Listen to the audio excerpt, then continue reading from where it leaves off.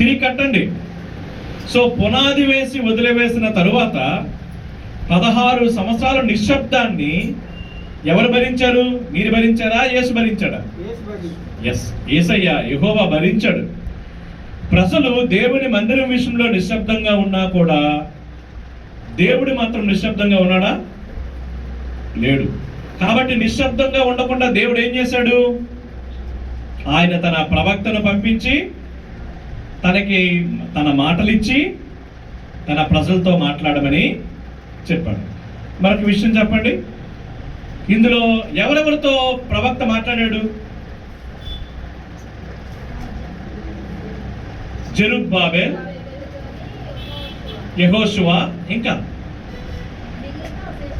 శేషించిన జనులు. Praise the lord. శేషించిన జనులు. అసలు ఈ పుస్తకం ఎప్పుడు రాయబడింది? 500 కాదు, 30 కాదు, 520 26. అంటే మీరు నోట్స్, ఇది 3వ సర్మన్. ఇది మీకు నోట్స్ ఇచ్చానమ్మా, చూడండి. 526. Okay, right. పుస్తకం పేరు మళ్ళీ చెప్పండి. హగ్గై. ఎవరు రాశారు? ఎస్. ఎప్పుడు రాశారు? ఇప్పుడే చెప్పాను. క్రీస్తు పూర్వం 526లో జరిగినటువంటి సంభాషణ. ఇంతకీ మూలాంశం ఏంటి? దేవుని మందిరమును తిరిగి కట్టుట. దేవుని మందిరం తిరిగి కట్టాలంటే అంతకు ముందు ఒక మందిరం ఉండదా లేదా? ఆ మందిరాన్ని ఎవరు కట్టారు? సొలొమోను కట్టారు. అక్కడ ఒక నోట్స్ ఇచ్చారు, చూసారో లేదో. సొలొమోను కట్టిన మందిరము ఎవరు కూల్చారు? నెబుకద్నెజరు. నెబుకద్నెజరు ఏ దేశానికి రాజు? బబులోనికి రాజు. బబులోను రాజు నెబుకద్నెజరు మందిరాన్ని కూల్చిన తరువాత ఎవరు పరిపాలనలోకి వచ్చారు? కోరేషు. కోరేషు ఏ దేశానికి రాజు? అందరూ చదవాలి. పారసీక దేశపు రాజు, పర్షియన్ కింగ్. ఆ దేశం కిందకి ఇప్పుడు యెరూషలేము వెళ్ళిన తర్వాత పారసీక రాజు ఇచ్చినటువంటి జీవో ఏంటి?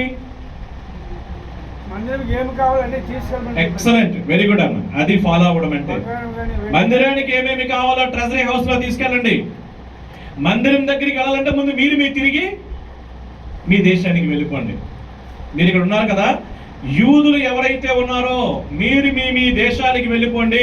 లోకల్ గవర్నెన్స్, సచివాలయ వ్యవస్థను వాళ్ళే ఫస్ట్ పెట్టుకున్నారు. యాక్చువల్లీ మీరు మీ ప్లేసుల్లోకి వెళ్ళిపోండి. బబులోను రాజు ఏం చేశాడు? ప్రపంచంలో ఉన్న ప్రజల్లో ఉన్న మేధావులందరినీ తీసుకొచ్చి ఒక దగ్గర పెట్టాడు. ఇప్పుడు పర్షియా రాజు కోరేషు ఏం చేశాడు? ఆ దేశపు స్వస్థలానికి ఆ ప్రజల్ని పంపించేస్తున్నాడు. పంపిస్తున్నప్పుడు కోరేషులో దేవుడు ఏమని ప్రేరేపించాడు? మీ ప్రజలు మీరు తిరిగి వెళ్ళండి, మీ దేవుడైన యెహోవాకు ఒక మందిరము తిరిగి కట్టండి. తిరిగి కట్టండి అంటే ఎక్కడో మీకు అక్కడ మొత్తం కూలిపోయినటువంటి మందిరాన్ని తిరిగి కట్టండి. ఇప్పుడు నెబుకద్నెజరు ఏం చేశాడు? మందిరం దగ్గర అక్కడ ఉన్నవన్నీ తీసుకుని వచ్చాడు. బంగారు ఉపకరణాలు, సొలొమోను చేయించినవన్నీ తీసుకుని వచ్చాడు. తీసుకుని వచ్చి దేవాలయపు బొక్కసమ అంటారు దాన్ని, ఇంగ్లీష్లో స్టోర్ హౌస్. స్టోర్ హౌస్లో దాచి ఉంచాడు. స్టోర్ హౌస్లో దాచి ఉంచినవన్నీ ఇప్పుడు ఎవరు మన బయటికి తీశారు? దావీదు చేయించినవి, సొలొమోను చేయించినవన్నీ కూడా బబులోను మహారాజు మందిరాన్ని కూల్చినప్పుడు ఆ బంగారు పాత్రల్ని, అన్ని పాత్రలు, ఇత్తడి పాత్రల్ని, వెండి పాత్రల్ని పట్టుకెళ్ళిపోయారు కదా, గంగాలన్నీ అన్ని కూడాను. అవన్నీ ఇప్పుడు ఎవరు బయటికి తీశారు? కోరేషు. స్టోర్ హౌస్ లో నుంచి కోరేషు మొత్తం తీసి ఇవన్నీ మళ్ళీ ఆ మందిరానికి ఇచ్చేయండి అని చెప్పాడు. అంటే రాజు మనసులు కానీ దేవుడు మార్చితే మొత్తం మారిపోతుంది. కాబట్టి మనం ఎప్పుడు ఏమని ప్రార్థన చేయాలి? మన దేశంలో రాజు మనసుని మార్చాలని ప్రార్థన చేయాలి. అధికారం మారితే ఖచ్చితంగా వాళ్ళ తాలూకా స్ట్రాటజీలు, వాళ్ళ పద్ధతులు మారుతాయి. రైట్.